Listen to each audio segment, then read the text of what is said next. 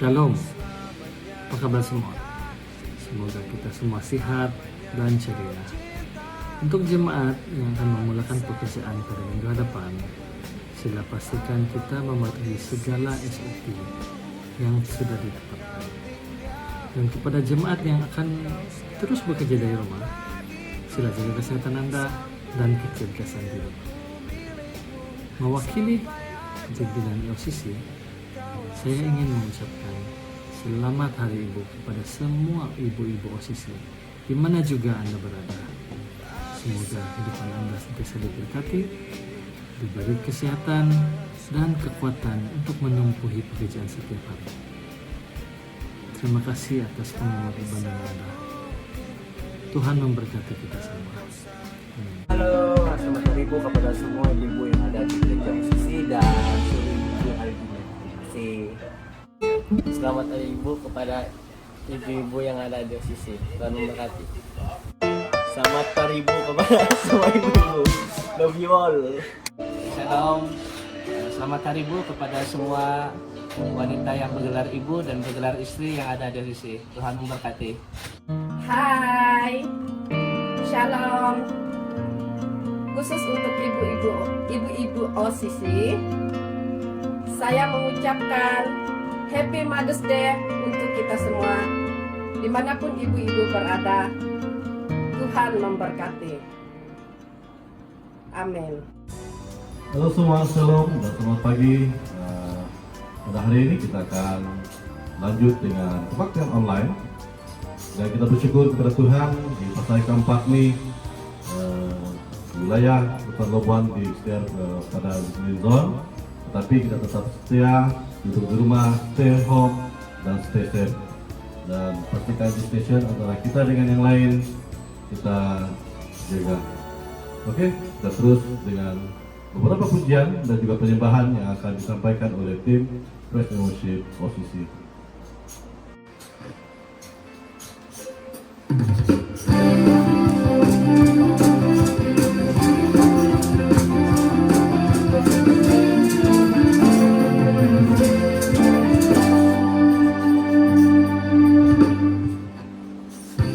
Tuhanlah kekuatan dan mazmurku, Dia gunung batu dan keselamatanku. Hanya padamu hatiku percaya, Kaulah menara dan kota perlindungan. Ku mau selalu bersyukur sebab cintamu padaku takkan pernah berubah. Hatiku percaya walau bumi bergoncang, gunung-gunung beranjak, namun kasih setiamu tak pergi dariku.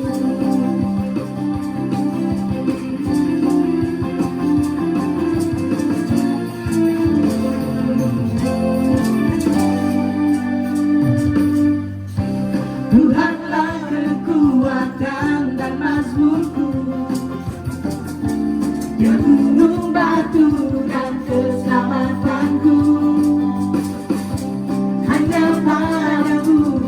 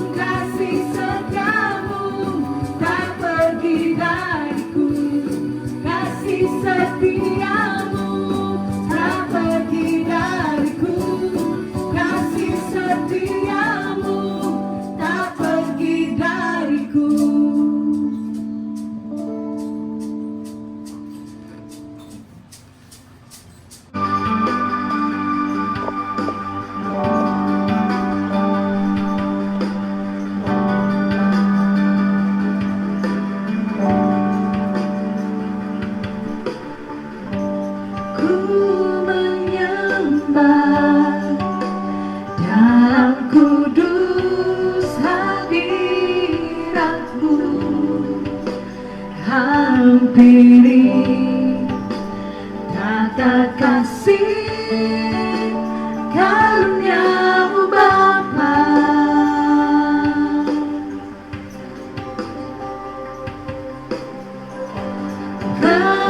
Kekuatanku hanya dalam hadirat-Mu,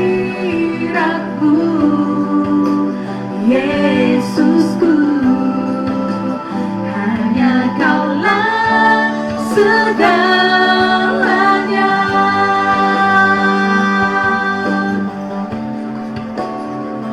Ku yakin Kau hadir di sini. Ku rasakan kuasa yang tak terbatas.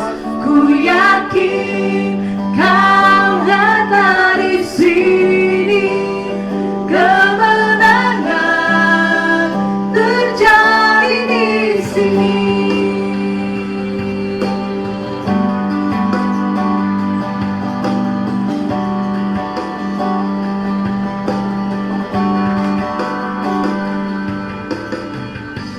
Ku menyembah dalam kudus hadirat-Mu.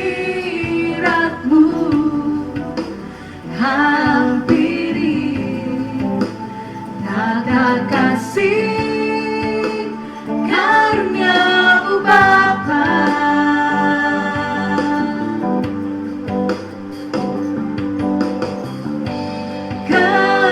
Kekuatanku hanya dalam hadirat-Mu, Yesusku.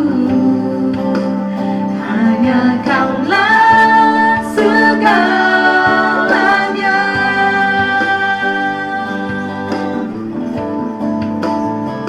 Ku yakin Kau hadir di sini. Ku rasakan kuasa yang tak terbatas. Ku yakin Kau nyata di sini. Kemenangan terjadi di sini. Segenap jiwaku memuji-Mu. Sungguh besar Kau Yesusku. Segenap hatiku memuji-Mu. Kau besar, Kau besar, Kau besar, Kau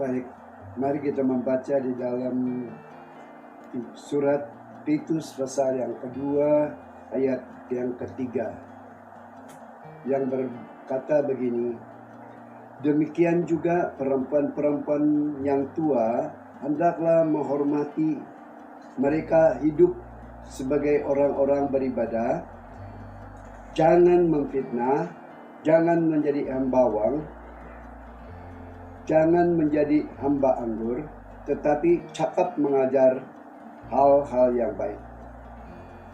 Tema khotbah kita yaitu Ibu Wanita Idola.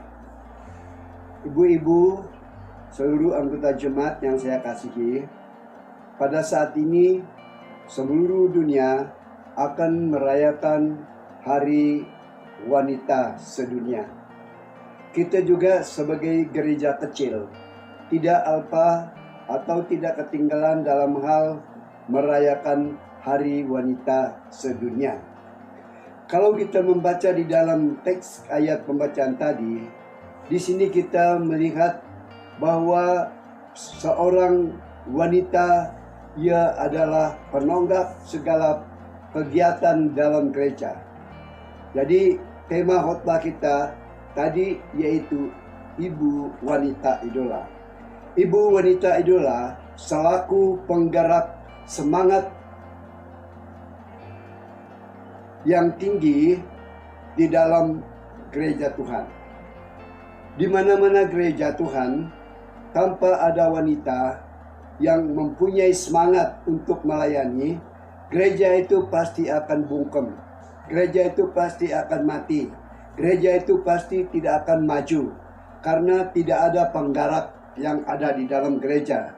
Itu sebabnya di dalam ayat ini berbicara, seorang ibu, ia memiliki kualitas rohani yang tinggi untuk memenangkan suami dan anak-anaknya.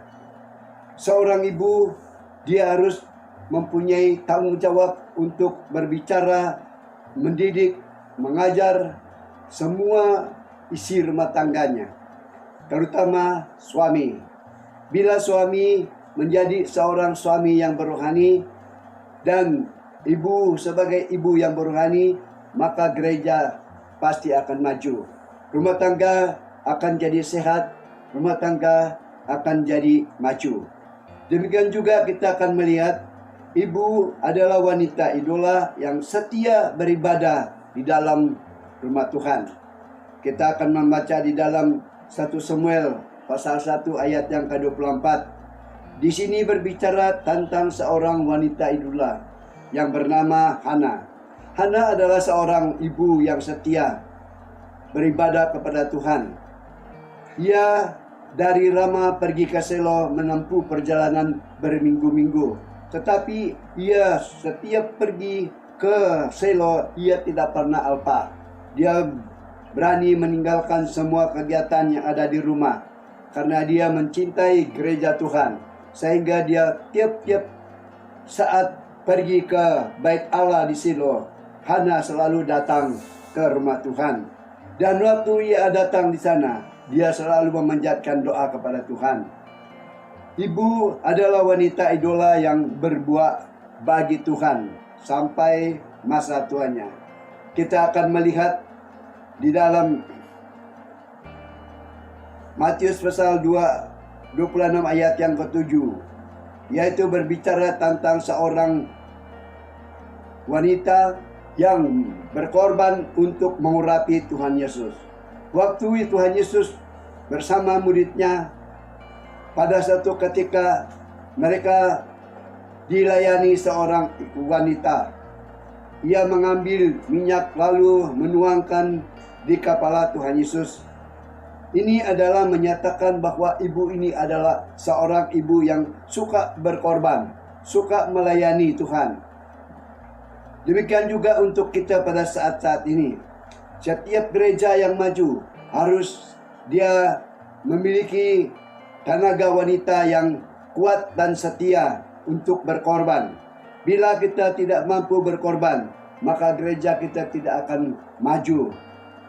Lebih daripada itu, Ibu adalah wanita idola yang cakap mengajar hal-hal yang baik kepada suami dan anak-anak.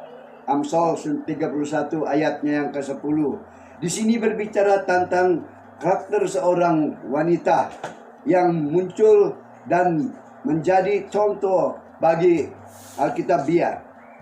Ia seorang ibu yang disebut ibu idola, yaitu cakap mengajar tentang hal rohani. Mampu mengajar anak-anak, mampu mengajar suami, berani melakukan tanggung jawab, sehingga suami akan menjadi percaya, anak-anak menjadi percaya. Nah, di mana ada seorang ibu yang berrohani dan berani cakap mengajar rumah tangga, di sana terjadi rumah tangga yang hebat, rumah tangga yang maju. Oleh karena ada seorang guru yang cakap mengajar di dalam rumah tangga itu, ialah seorang ibu. Kita akan melihat di satu desa ada seorang rumah tangga, ada seorang ibu yang tinggal di dalam sebuah rumah. Waktu itu ia melihat karakter suaminya semakin hari semakin tidak setia lagi dengan Tuhan. Lalu ia memanggil anak-anak, lalu ia memanggil suami, ia mulai berdoa dan mengajar keluarga. Setelah ia mengajar keluarganya, suaminya terus bertobat. Nah, pada malam hari mereka tidur, apa yang terjadi? Tiba-tiba wanita idola itu akan menyinggung suaminya. Oh, rupanya suaminya sudah mati.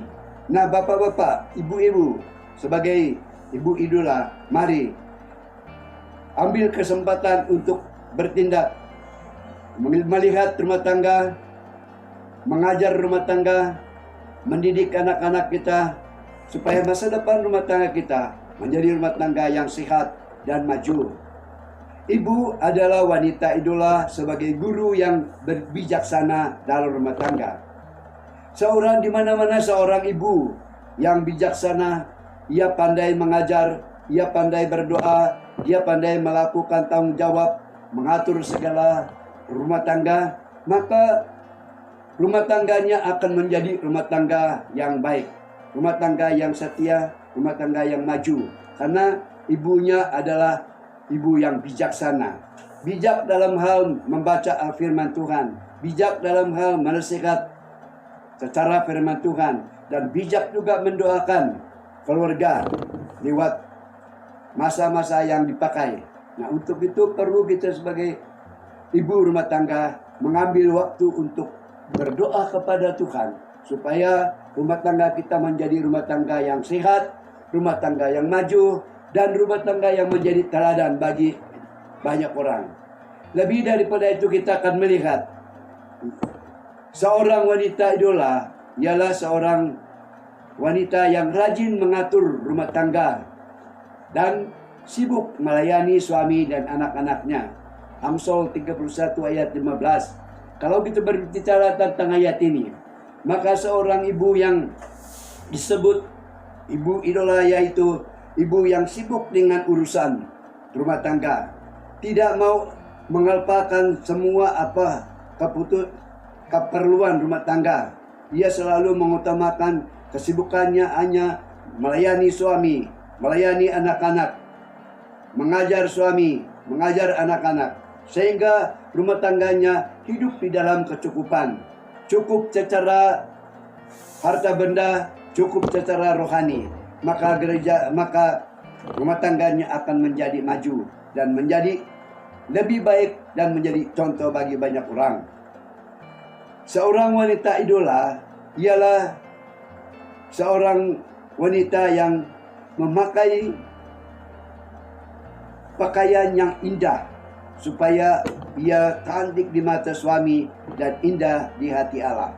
Amsal 31 ayat 24 dan ayat 25. Kalau kita membaca ayat ini, di sini Amsal berbicara tentang etika berpakaian bagi seorang ibu wanita idola.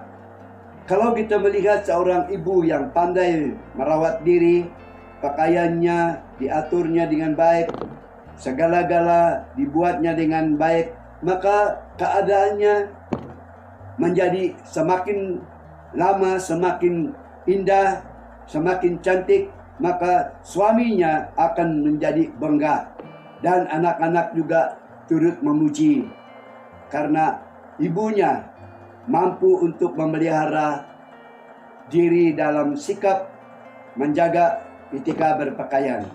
Demikian juga kita untuk ibu-ibu. Bila kita mau supaya kita menjadi ibu yang menjadi teladan, mari kita ambil sikap ibu yang ada di dalam firman Tuhan ini, supaya menjadi contoh dan teladan kita, supaya kita menghadap semua masyarakat umum dengan pakaian yang hormat, pakaian yang indah, dan pakaian yang sopan. Lebih daripada itu, terakhir kita akan melihat seorang wanita idola ialah seorang ibu yang bermurah hati untuk melayani Tuhan. Coba kita melihat di dalam Amsal 31. Juga di sana berbicara tentang sikap seorang wanita idola yang bermurah hati. Demikian juga untuk kita, bila kita mau supaya gereja kita, supaya rumah tangga kita menjadi rumah tangga teladan menjelang akhir ini, kita harus memiliki seorang ibu yang bermurah hati.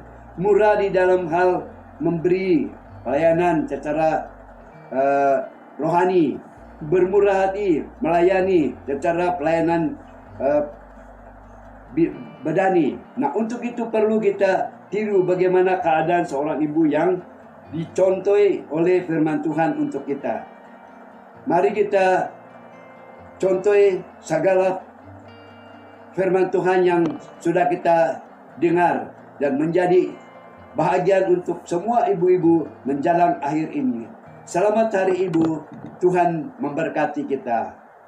Terima kasih.